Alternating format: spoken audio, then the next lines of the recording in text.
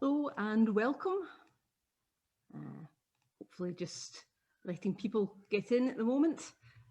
Welcome to the webinar. Just folks still just joining just now. So we'll give a few minutes for everyone to get into the room. And as we're doing that, and while we're waiting for folk to join us, what would be great is if you would just introduce yourself in the chat box, just add in your name, your organisation, and just one word that describes how you're feeling right now. So just name, organisation, and one word that describes how you're feeling right now. I have to admit I'm slightly hungry. Didn't get my lunch before I came onto the webinar today. I'm hoping that you've got your lunch with you, all prepared. So my word is hungry.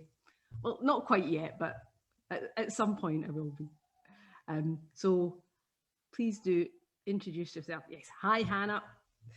Hi Thomas, Florida State University, great, and good to see that you're intrigued. Well, hopefully we'll have some interesting things for you today. Who else have we got here? I can see quite a few familiar names coming else. Also, just to mention, when you're writing in the chat box, you can see that there's where it says type message here, it says to all panelists or all panelists and attendees. So please, if you could, make sure that it's clicked for all panelists and attendees, and that just means that everyone can see it. If you just do it to all panelists, it's just me and the team at Skillfluence that can see it. So it's much nicer, if you don't mind, for everyone to see it, to see what you're saying, so that we can all share the chat. Who have we got? Lizelle, hi, you're welcome back. One of our speakers from the last session. Lovely to have you here. Linus, we've got your excited from South Wales. Agatha from Hulls, excited too, that's great. Alina, that's nice, so bright, a bit of sunshine. We've even got a bit of sunshine in Scotland, so that's kind of nice. Who else have we got? Eleanor, great to have you here. I'm looking forward to it. Teresa, you're hungry too, that's what I like to hear. Hi, Willem. What else? Oh, cheery, that's nice to hear, Christabel. That's good. Another of our previous speakers, so lovely to have you here. Heather, curious, great.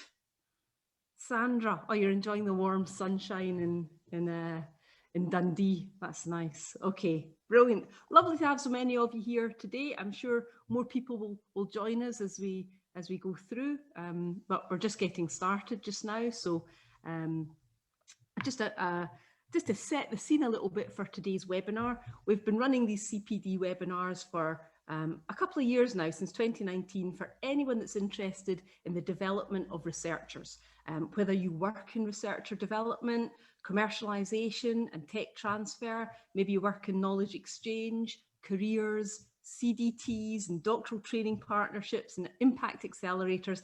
You're all welcome, and it's really a great benefit to have a really wide mix of people here. In our CPD webinar in March, imposter syndrome came up in the conversation with our panel of speakers who were discussing how researchers connect with industry. And we've had a number of requests about imposter syndrome to cover it as a topic in our end of webinar evaluation. So we thought it was time to learn a bit more about it. And today we've got a wonderful guest speaker, one of our expert trainers, Dr. Hannah Roberts, who's here to look at imposter syndrome. So she'll be talking about what causes it, and we'll be discussing, more importantly, how can you help researchers to overcome it to achieve their full potential. So our aim is for you to leave with ideas and actions that you can take to improve engagement from participants by considering imposter syndrome in workshop design. I think I've got some great questions lined up for Hannah, and I'll be delighted if you have questions too. So please, any questions or comments or chat, just pop it into the chat box. It's really good to hear your thoughts on this. We usually have lots of chat going on in the chat box, and it's great for sharing ideas and thoughts and experiences. We often try different formats for our webinars. So this time we're going to have our speaker give a presentation for around 15 minutes or so on imposter syndrome, and then we'll have a chance for Q&A, and we'll have some polls for you so we can get a sense of your thoughts on imposter syndrome.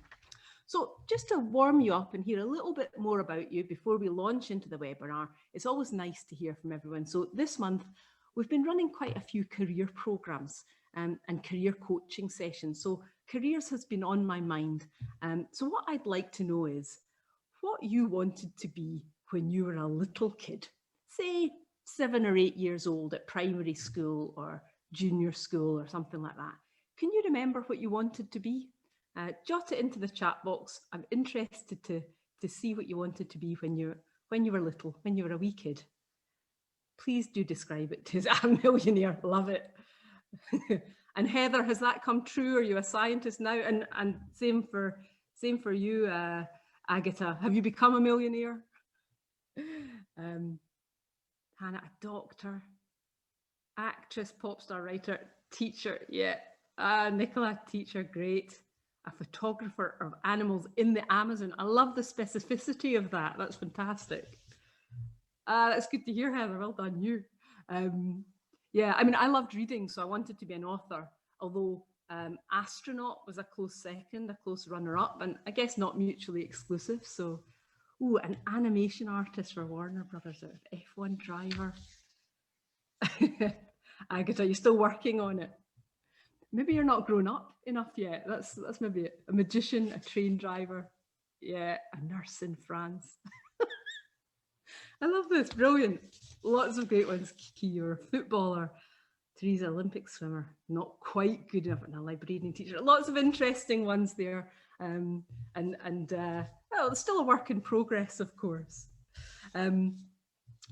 Okay, so let me just get started on the session. So some quick guidelines for the webinar to help you get the most out of it. We've got 60 minutes. You're on mute, I'm afraid, so we'd love to communicate though, and the best way to do that is in the chat box. So please do type in the chat box any questions and make sure, as I said, I think some of you have not, just mentioning that some of you haven't changed it, so it's to all panelists and attendees rather than just all panelists. Please do change it, your settings, so that it's all panelists and attendees.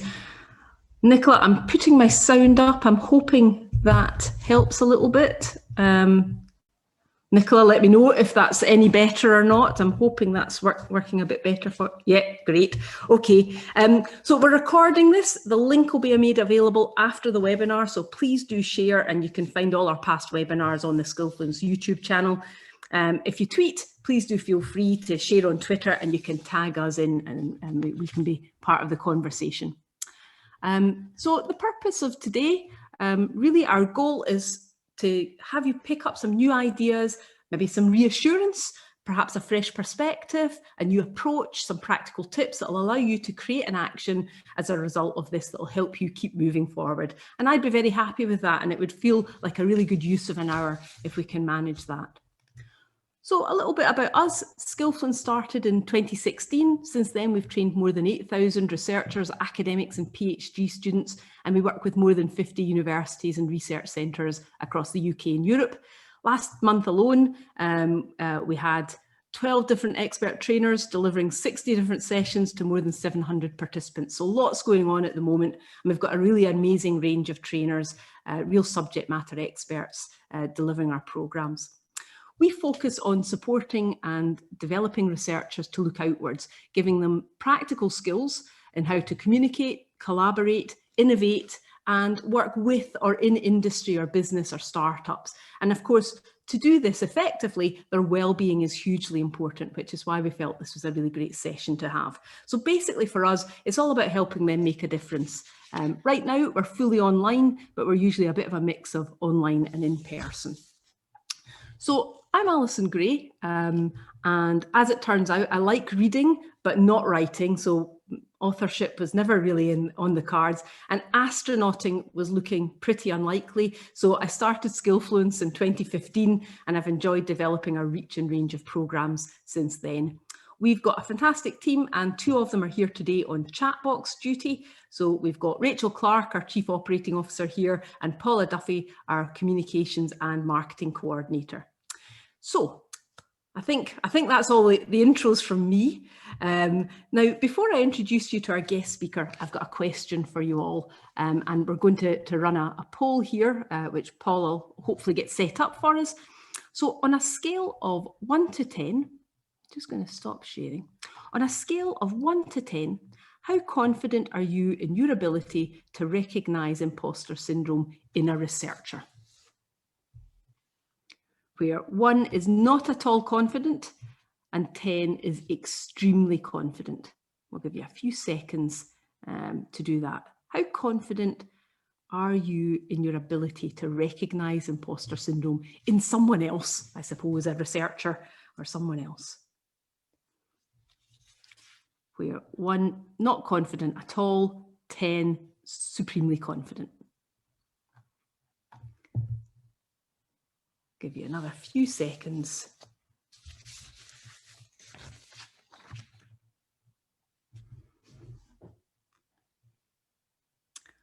I'll give you a countdown of 3, I think. So 3, 2, 1, and hopefully now we can share the results there. Okay, oh, that's interesting.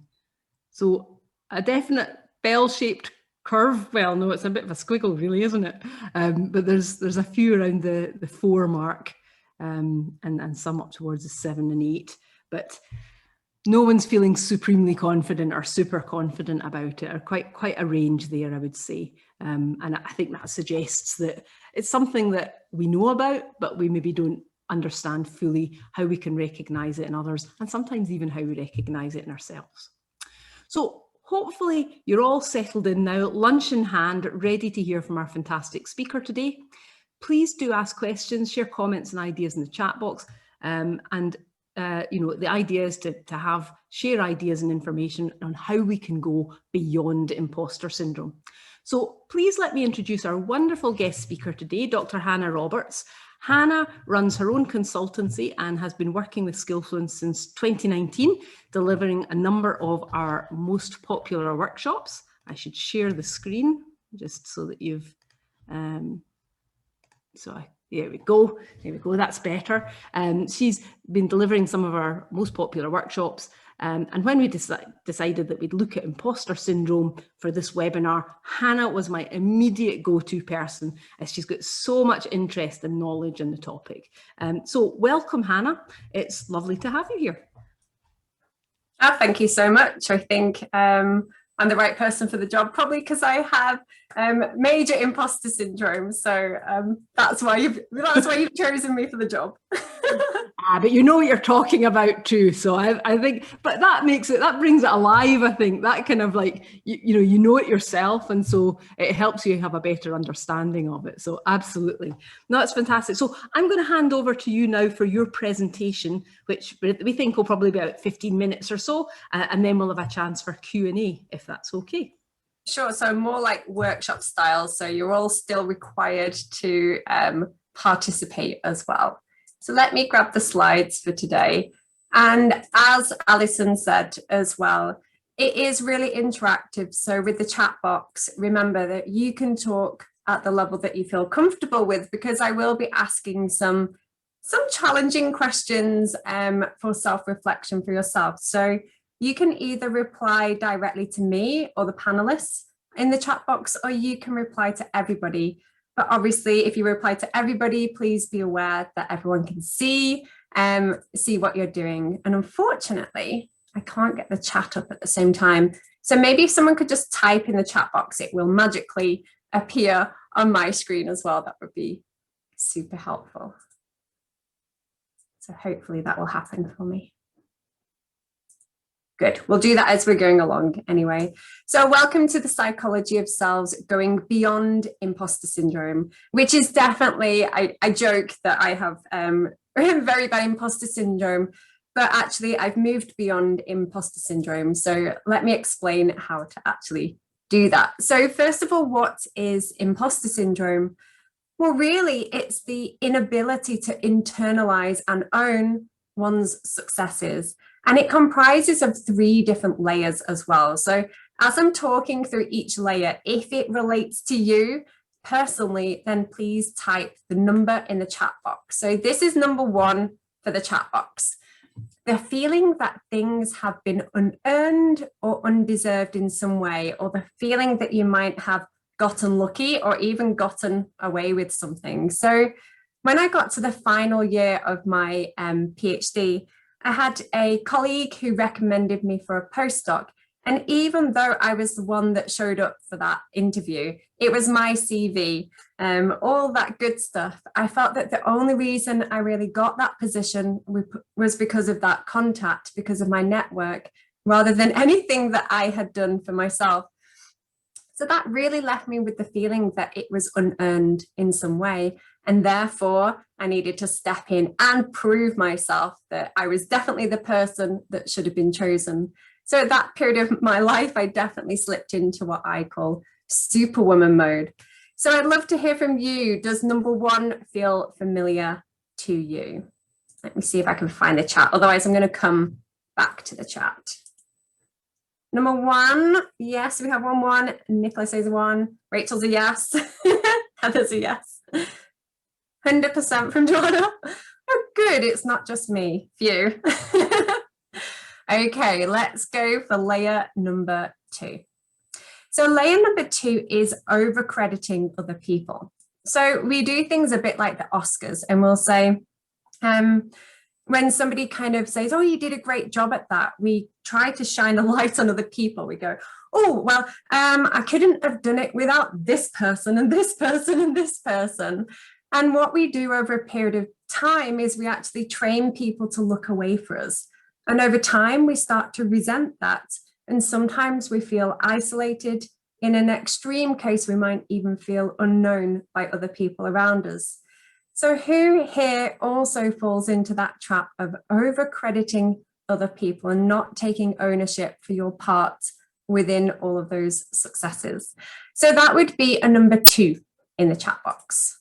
So let me come to the chat, see what you've got to say. A 2 from Jenny, Alina, Jude, Nicola. Everyone's getting called out. Oh, wow. There's a lot of 2s going on here. And yes, I prefer to shout about others' achievements. Absolutely. So much easier when it's about someone else and not us, isn't it? Okay, so the 3rd layer of imposter syndrome is minimizing language. So we say things like, and this is particularly relevant for my when I'm doing training with PhD students, they'll say things like, oh, literally anybody could do a PhD, even that we know that only 1.6% of the whole population actually have a PhD. So anybody could do a PhD. It was no big deal. It wasn't, it was okay. It wasn't fantastic. So we kind of squash those achievements just with the language that we use. So there's a number 3 in the chat box if you feel that you might fall into the trap of using minimizing language. So let's see what you've got to say about this. Oh, quite a few. Yes, but it's true. Quite a few, yes. And just to check in here, so I've been through 3 layers so far. Has anybody not put anything in the chat box? So just a little yes or a hands up if that relates to you. Is there anyone here who has not suffered at all from any of the layers of imposter syndrome? So I'm going to see, I can't see any yeses in the chat box. Yes, not specifically. Okay, so I have a theory about this. So if this is you and we seem to have 1 or maybe a couple of others that don't relate to these layers of imposter syndrome, my theory is that you haven't gone big enough yet. So it's only a theory, it's not the truth. But my theory is that if you go really big with something, that's when the imposter syndrome tends to show up. So you'll be able to test yourself. So give yourself a massive challenge and see what happens. Good.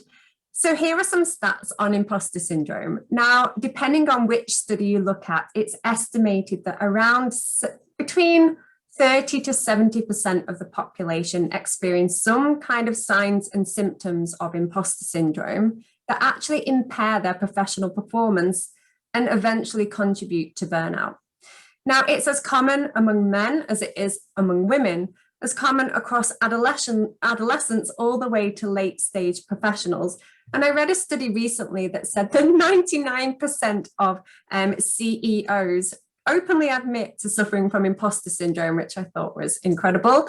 And I also found some statistics on, in particular, women in academia, which said that 95% of women in academia experienced either moderate, frequent, or intense levels of imposter syndrome.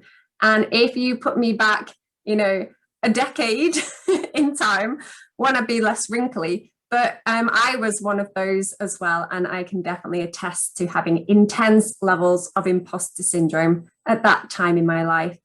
And imposter syndrome also threatens diversity because of the nature of the leaky pipeline in academia. And the further you move up in that pipeline, especially as a woman in science, the less of you that are of you by default, and therefore that also feeds those feelings of imposter syndrome too. So we can basically deduce from this that it is rife in academia and therefore the people that you are interacting with. So the question is for the chat box, have you ever suffered from imposter syndrome? We know the answer to that, but how does, or if it's in the past, how did it impact you? So what does it have you do in terms of your behaviors? Does it have you not being able to speak up in a meeting? Does it have you over preparing? How will you know? How do you know when the imposter syndrome is around? So take 30 seconds to a minute to think through this question, and then I'm going to come to the chat box. So we have, I think the main way of concern is that I don't know enough technical detail. I'm not an expert. So yes, that for sure. This is one I hear a lot from PhD students. I don't know enough.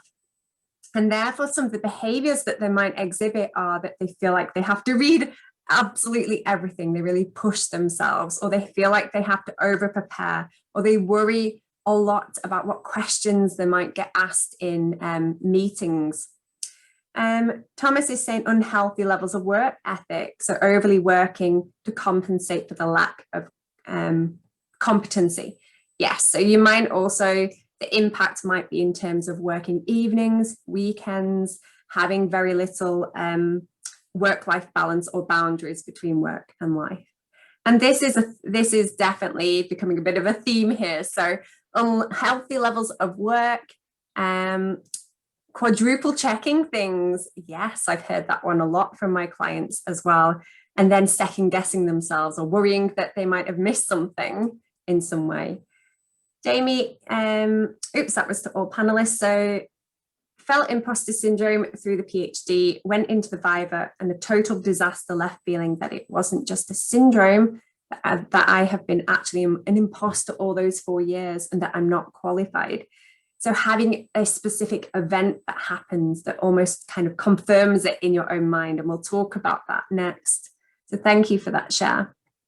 And we also have, yes, stopping me from applying for new jobs as I don't see myself as a plausible candidate. So it often has us taking non-aligned action or no action at all. Yeah, and it stops us from doing things. So there's loads of fantastic comments here. I wish I had the time to read them all out, but you can catch up in the chat box as well. So those are some ways in which we can start to notice it in ourselves, but also in other people too, because if it's happening to you, can be sure that it's happening to everyone else. So why on earth do we feel imposter syndrome in the first place? So imposter syndrome can come from 3 different sort of root causes. One is family and behavioral patterns that we develop in early childhood. So obviously, if we're told as a child, you're no good, you're not going to amount to anything, clearly that's going to have a massively negative effect on that person as they move through into adulthood. But even the most positive of parenting can lead to little imposters, because when we praise our children for academic achievements or for music, sports, whatever it is, art even, often the child equates that praise with love, and therefore to feel more love, they have to achieve more. And that's the route to little overachievers. And by default, if you're doing a PhD, you are an overachiever. So that may be one of the links for you. The second layer are beliefs that we develop about ourselves as a result of past experiences. So just like that person had put in the chat box, did the Viva, didn't go well, then that confirmed the imposter syndrome feelings.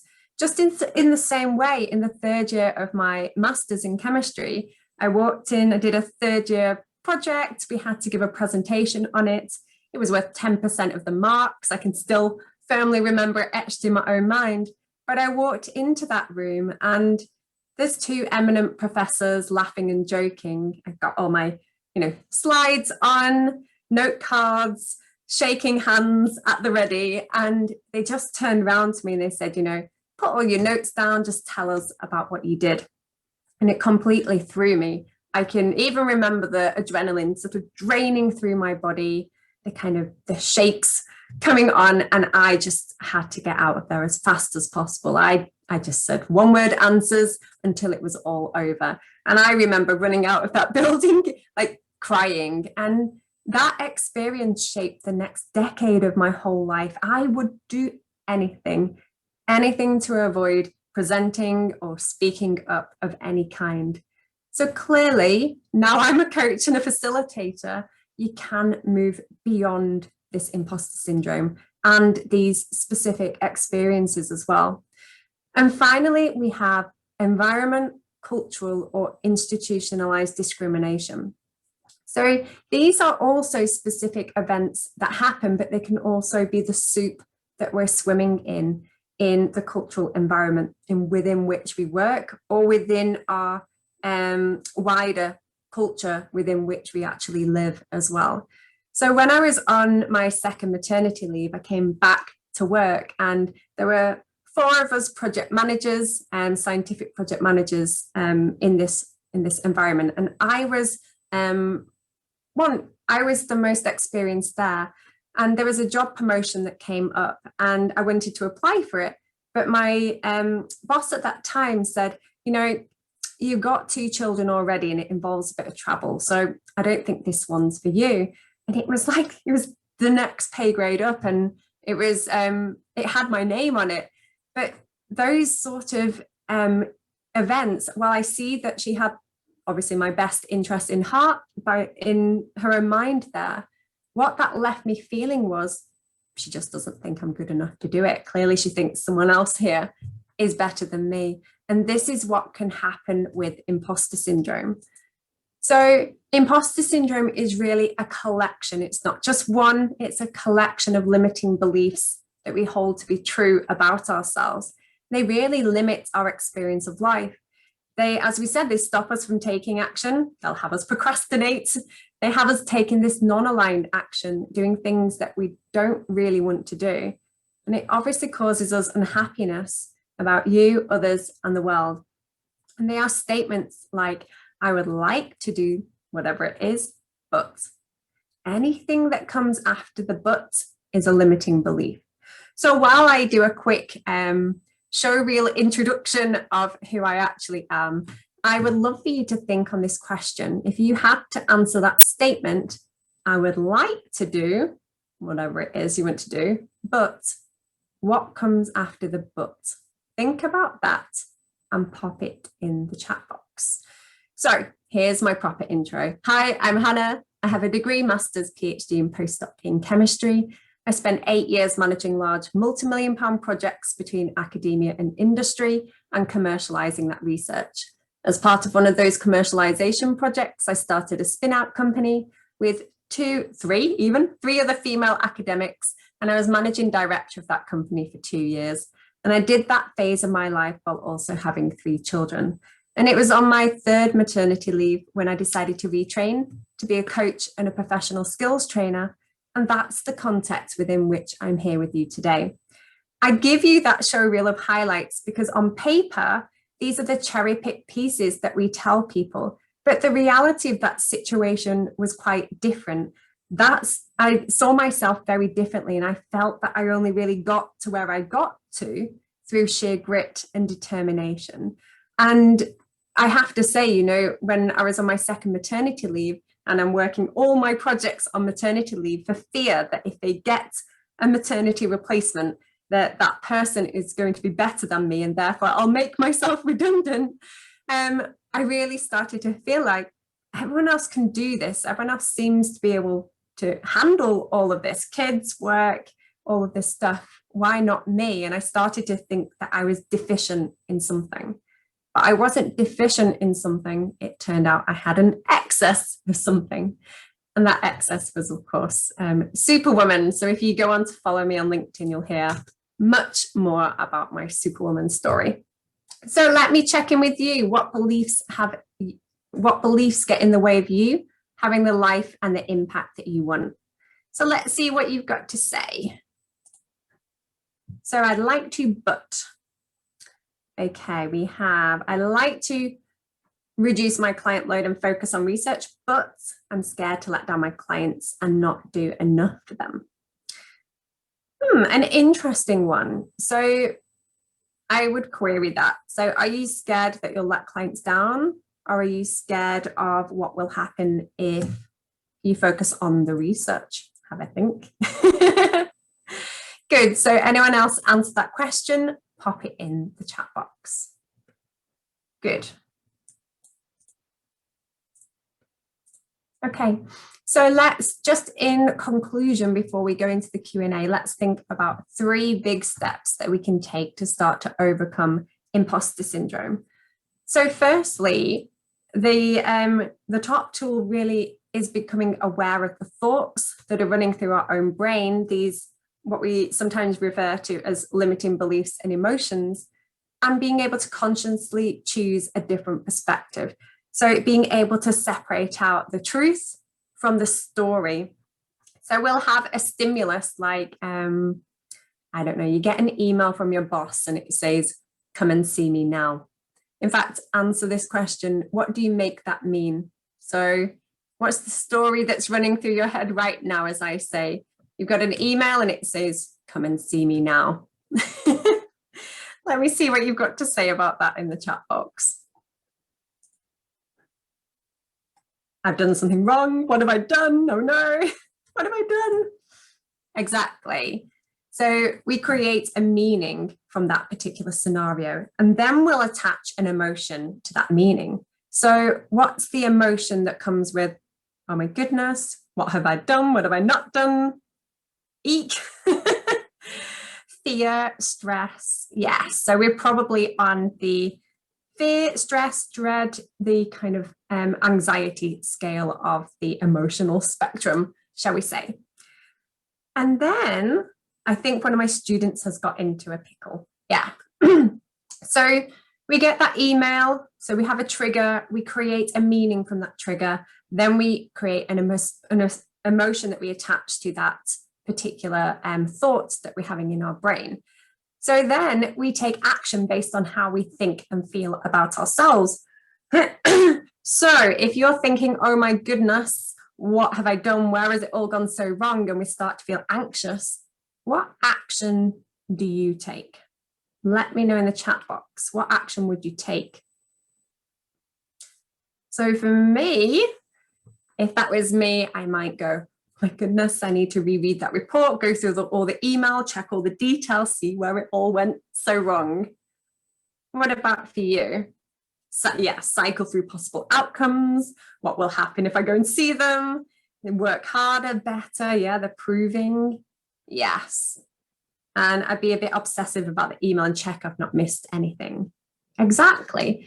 And that feeds into the next action that we take. And we go, when we get stuck in our own thought processes, we're just going around iterative cycles of thinking like that. And then usually it's very hard to think our way out of it. So it tends to be an external kind of force that comes in that closes down that thinking. Before we start it up again and we're overthinking, preempting, ruminating, catastrophizing something else. So we could have the same scenario. We could have come and see me now. And a different person might go, oh my goodness, I bet I'm going to get a promotion. I bet it's this grant that's come in. I've got a paper. And so we must have heard back from it and they feel all excited and then they go and see their supervisor straight away. So what determines the different route? Why would one person go down the negative cycle and why would one person go down the positive cycle? Well, this then starts to be the inputs to that meaning or the story we create. And this is usually from our mind. It's either our limiting beliefs that we started to discover today, whether that's I'm not good enough, I don't know enough, I'm not worthy enough, or whether it's a values conflict. So you've been asked to do something that conflicts with a value, like integrity.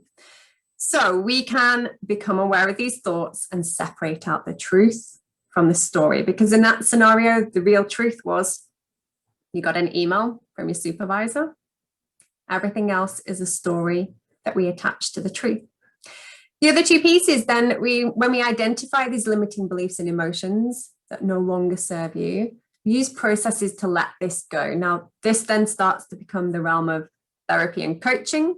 And then finally, another step to overcome imposter syndrome is to find your tribe, because it really fosters the sense of belonging.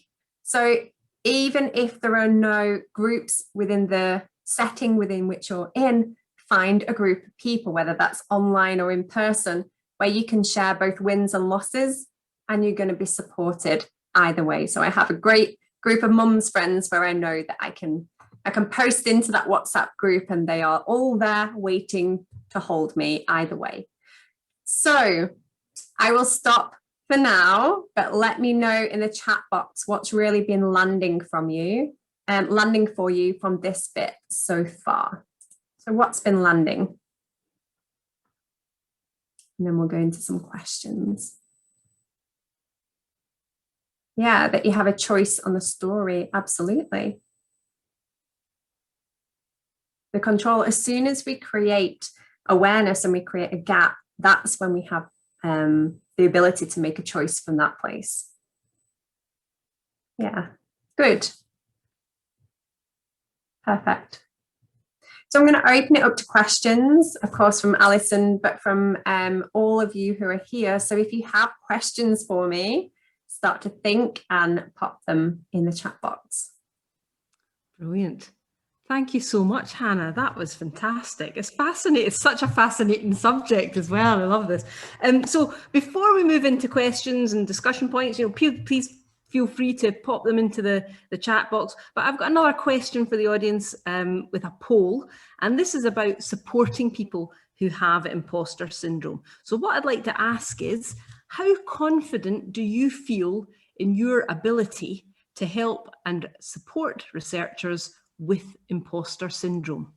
Where 1 is not at all confident and 10, I really know what I'm doing. I'm extremely confident that I can help and support a researcher who has imposter syndrome.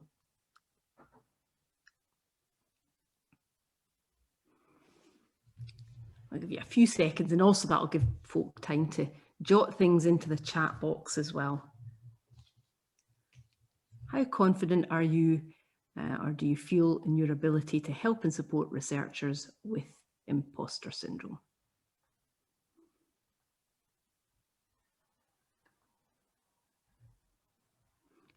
All right, I'll give you a 3, 2, 1 countdown for this. So 3, 2, 1, and then hopefully we can just share.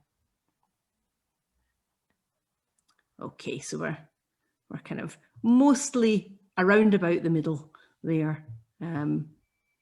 So not super confident, but I suspect people think I would want to try. I'd be wanting to help. I might not be 100% sure what I would do, but I'd want to be there. I'm laughing at some of the comments in the chat box there. Perhaps it says something about management and higher education. So thank you for sharing that there. Yep, some interesting points come up in the chat box.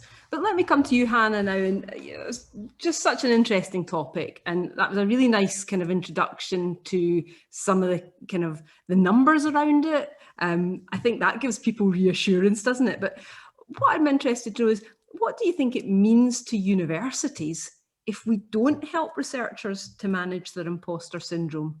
What's the outcomes from that if it continues as is? I think this is a really tricky one, because on the one hand, universities are sort of backing imposter syndrome workshops, and they really want to improve confidence ratings in people. But also what we know is that the structure of academia is one of the factors, when we looked at it, that's causing the problem in the first place. So it's not just okay for universities to say, well, we give you a workshop, it's your kind of problem, so this is the solution, take the workshop, it's all good. We can't just do that. So it's a bit of a tightrope walk, but we need to change the structures and the systems that are in place that cause it in the first place. So that's the big one. You know, we definitely need to have flexible working as standard, and we've seen in the pandemic that can happen, along with the flexibility and affordable childcare and all types of things and structures that will really support people.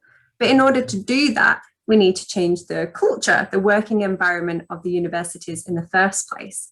But in order to do that, we're then back at the individual level of needing to be fully resourced as people to be able to even handle fighting and changing the culture and system.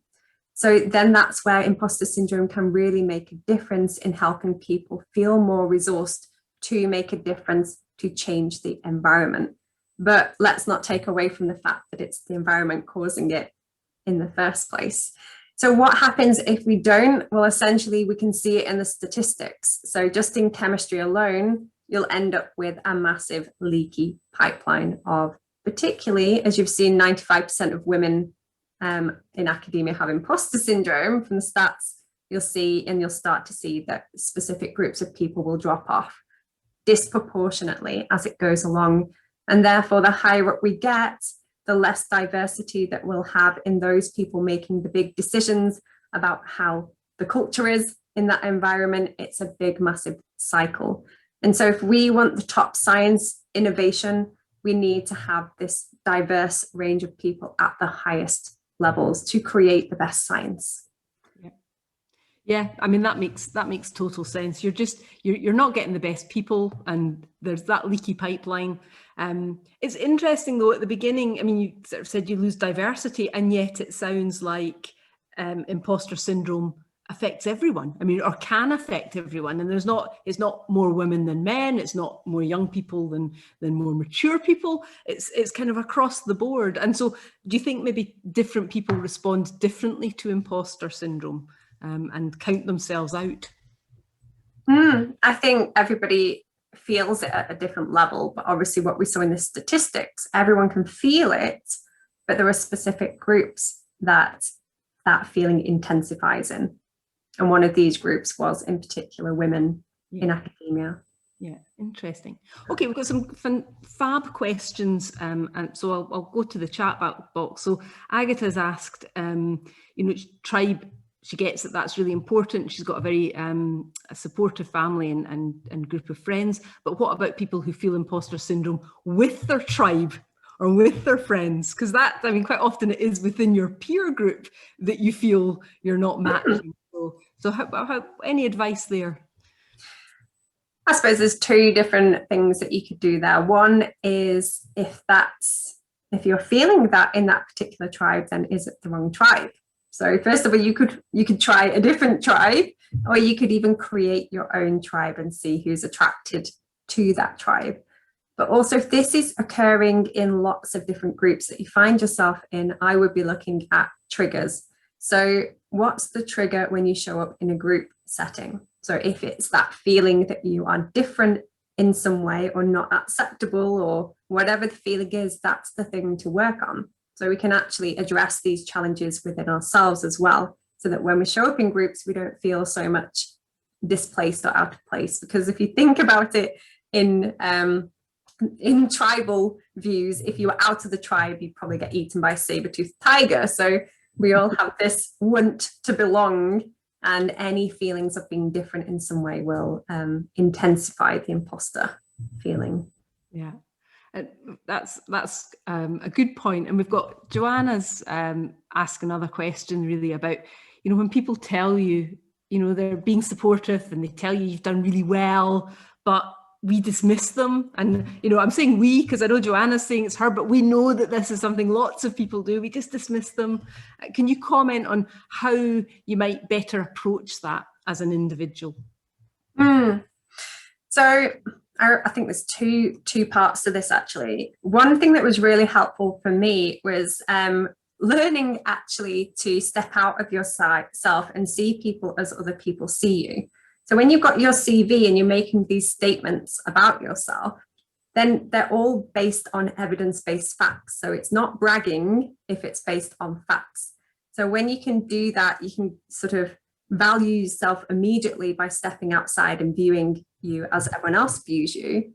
That's fine. But then comes this piece that you're talking about here, which is I automatically then dismiss it when other people do it to me. So this is the difference between deep wins and shallow wins. So in order to win deep, in order to actually hold those achievements that you actually have to be able to feel them, feel the emotion of having achieved and held those. And it has to be attached to a higher purpose too. So if you've got a PhD, but you only did it to prove that you could do the PhD, it's not going to feel like a win. We're automatically going to dismiss those achievements. So we have to win deep, I'm afraid, which means some emotions are going to come to the surface as well. Yeah, that's it. You've got to, you know, and it hurts us deeply, so we have to think deeply about it. I suppose that makes sense. I want to refer to the point that Hillary's made here as well, because I think this is a really good one. Universities are not just academics, not just researchers. There's a whole range of professional services staff, and they also have imposter syndrome, and it's something that really should be recognised across the board. It can absolutely affect everyone. So how can researcher developers help? So we know on a structural level and on a senior management level, flexibility and some of the other ideas that you mentioned earlier, but what on a sort of for researcher developers, what can they do when they are providing training, development for researchers? How can that help? Sure. So there's some things that I always sort of take into consideration when I'm creating my own workshops. So I thought it might help actually put them on a slide so I didn't forget what they were. Let me share them with you. So, and then at least you've got a copy if people want them for their own. So the first part, when you're thinking about designing workshops or any kind of professional development with inclusive practice in mind, I would be really careful about setting frames and intentions for that program of work. So you'll see, I mean, you did a great job of this as we came in, Alison. You were talking about in the chat box, you can respond to everybody, or you can respond to just me or the panelists. And that will mean this. It will mean that we don't read your name out or that your answers are confidential. So being able to engage at the level that they feel comfortable with. So there's this fine line between, you know, sometimes you get this black wall of sort of screens off and you think, are they doing their email? Are they listening? But sometimes it's accessing the workshop at the level that they feel comfortable with. Not everybody wants to be on camera as they are on these online workshops, not because they're not focused, but sometimes because they don't feel comfortable. And one thing that you can do instead of saying put your camera on is actually at the start of the session, we could say, okay, from 0 to 7, how focused do you feel on this workshop today? So what's your level of focus? And then what's one tiny action you can take to increase your focus, whether that's turning the phone off, closing down the email, whatever it is. And that way you can sort of get the same level of improved focus that you would get with putting cameras on, but letting people feel comfortable. So that's the first thing I would be thinking about. The second one is designing action. So what happens at the end of workshops? So those people with imposter syndrome will always be seeking approval from other people. And that includes you as the workshop host or facilitator. Or they might fall into the trap of procrastination, which is something else. We'll talk about that in a minute. But we need to think about that when we're designing actions too. So if we've got someone like I was in superwoman mode and you said to me, okay, from this workshop, you need to do this, this, this, this, I would be like, yes, I have to do all of those things and all of my other stuff, and it has to get done and it has to be immediately, because I'm in that superwoman mode and I can't separate out what's urgent from what's essential. So we need to do that for them. So as you're leaving the workshop, if they have things to integrate, say, well, this is the one, if there was one thing that you were going to do from this session, it would be this. And these other things are nice to have, you know. So we'll try not to activate the superhuman in people. And then, of course, the opposite way things can go if we design action are procrastination. So people will procrastinate for lots of different reasons. So it could be, and when we do this imposter syndrome workshop in full, we talk about sub-personalities within us, these different, you know, different voices that we hear in our head. One voice says, you know, you've got to do the actions. The other voice says, no, we're going to take a walk at lunchtime. And depending on which voice you listen to depends on the result. So the perfectionist is one of these many voices in our head. And this can lead to real conflict, because if they do a task, like if I write a research paper, then the result is that my supervisor is going to get the red pen all over it, metaphorically, and that's going to make me feel substandard. So at an unconscious level, I'm going into procrastination to avoid feeling substandard. We might have inertia, that they just haven't got enough oomph to get started. So we need to increase the motivation levels through just getting them to complete something really small. And also it could be taking things personally. So I have another tool for that. So which we can go into, or we can look at some more questions. But the last one would be modeling transformative language. So if I catch you saying something negative about yourself, Alison, or anyone else in that workshop, I would say immediately, scratch that. We're going to reframe that in the positive. So if someone says, oh, I'd like to speak up in a meeting, but I'm, I don't know, an introvert, so I just can't do it. Then we say, scratch that. Let's transform that into something positive. So when I can add value in this meeting, I will speak.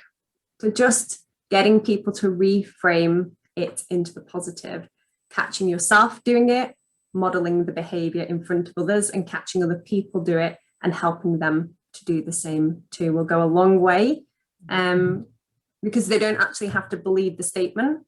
The research shows that you just have to say it, and then your brain catches up with the results. Yeah, that's brilliant. So just keep doing it. Just is that the fake it till you make it kind of approach of just go for it? Or is that a bit like the fake it to the make it approach? This is just it's kind of a brain hack, because whether it's true or not true, whatever statement you make becomes the truth about you. So it's basically just positive intent. Yeah. That's loads of great ideas for within training design. And I mean, I think myself, I find that training in and of itself, big picture, people coming together around shared things that they're wanting to learn about, just provides reassurance. Even just being here today, and you're seeing, you know, we can all see that we've all got different stages in terms of imposter syndrome. We all recognize it. It's a bit of reassurance to be, it's not just me that's like this. You can see it in others, and I think that can be really helpful in terms of putting it in context for yourself as well. So I think I've one last question, because we're pretty much out of time. It's such a shame, because it's a great topic of conversation. So you said, what's the one thing? So what's the one thing that you would like people to take away from today that you think would help them develop the confidence of researchers to go beyond imposter syndrome? Oh, goodness. I know. That's me, the one thing. What's your top tip? My top tip. My top tip for everyone is always awareness and separating out truth from the story. And that's important not just for ourselves, but also in our researchers too. So teaching them that the narrative that's running through their mind at any one time is just a story, and to start to separate it out from the truth. But in terms of research design, that's hard to pick just one. I'll let everybody else pick. Pop it in the chat box. I love it. What a great trainer. I love your style.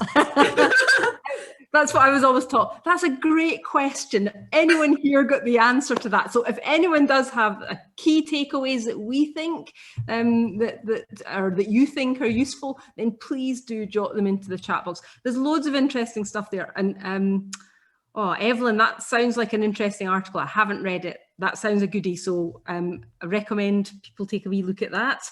Lots of other things to think about there as well. That's the one where basically they say stop telling people they have imposter syndrome, which I completely agree on. It's a deeper subject, as we've discovered today, that actually resourcing ourselves can help. Deep wins, if you liked that, Joanna, then have a look at the book called Fearless. It's really great. Comes from there. Brilliant. Okay, well, I think we're just about out of time. So a big thank you. That's been really fantastic, Hannah. It's been lovely having you here. So thank you very much for taking part. I think the key points that came through for me are that, you know, imposter syndrome really can hold people back. It's got an impact on many of us. And the people who aren't progressing or achieving their potential as well as they might, we're losing those skills and that diversity in our top teams. And people are holding themselves back from opportunities and possibilities in their lives. So I think it's important for us to understand that it exists. It does have a negative impact, and there's things that we can do to help us design better. And it can affect everyone in universities, from academics, students, professional services staff.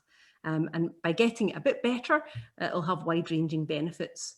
So a big thank you for joining us. There is a short evaluation. I am just going to share my screen with you so that you can get the QR code for it.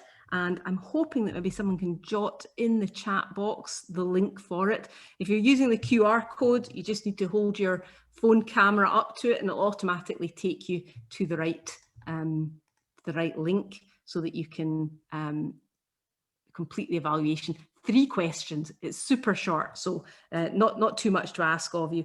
It's been fascinating hearing from Hannah today. A huge thank you for sharing your experience, Hannah. I hope you found it helpful, everyone, and have gained a new idea, a new insight, or learning, or action, and hopefully a bit of reassurance as well that you're not on your own. Thanks also to the Skillfluence team, so to Rachel and to Paula, who's set it all up and made sure that the webinar ran smoothly. So thanks to them.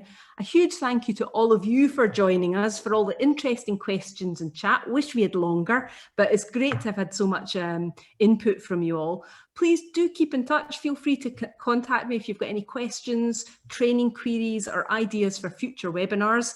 If you'd like to find out more about what we do at Skillfluence, let me just move on so that you've got our contact details there.